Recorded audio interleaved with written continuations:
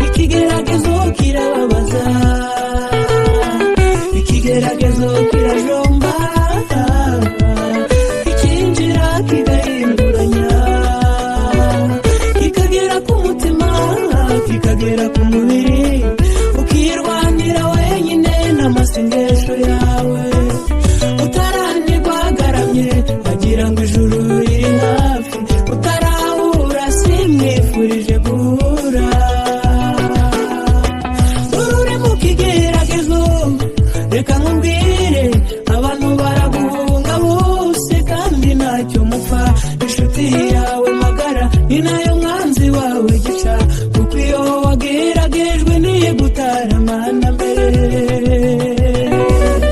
Ibigeragezo si karande bwoko bw'Imana mwe, ibigeragezo si gature mw'abana b'Imana mwe, ibigeragezo si umurage twasezeranijwe, kandi ntabwo ari igihembo cyo twagenewe. Nimwihangane burya nta joro rigacya, kugera kure niko kubabara ariko siko gupfa.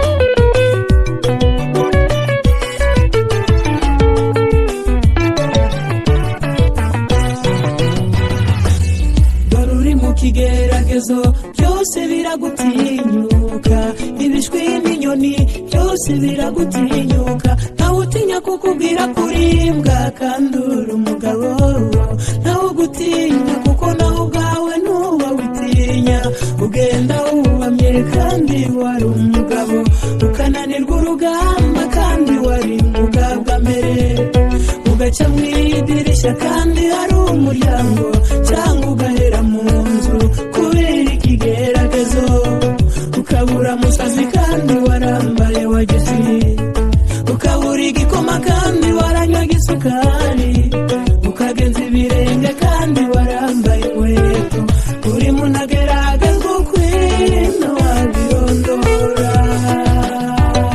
Ibigeragezo si karande bwoko bw'Imana mwe, ibigeragezo si gature mw'abana b'Imana mwe, ibigeragezo si umurage twasezeranijwe, kandi ntabwo ari igihembo cyo twagenewe. Nimwihangane burya nta joro rigacya, kugera kure niko kubabara ariko siko gupfa.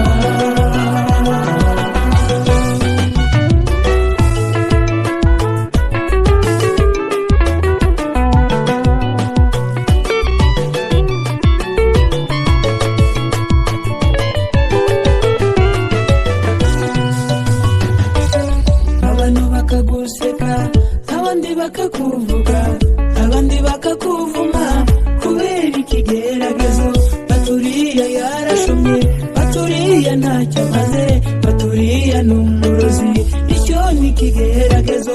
Ibigeragezo biba byinshi bwoko bw'Imana mwe, ariko icy'amagambo cyo kirahebuje. Ibigeragezo biba byinshi bana b'Imana mwe, iyo gisunitswe na mwene sohokere ibindi. Ibigeragezo si karande bwoko bw'Imana mwe, ibigeragezo si gature mw'abana b'Imana mwe, ibigeragezo si umurage twasezeranijwe, kandi ntabwo ari igihembo cyo twagenewe. Nimwihangane burya nta joro rigacya, kugera kure niko kubabara ariko siko gupfa. Ibigeragezo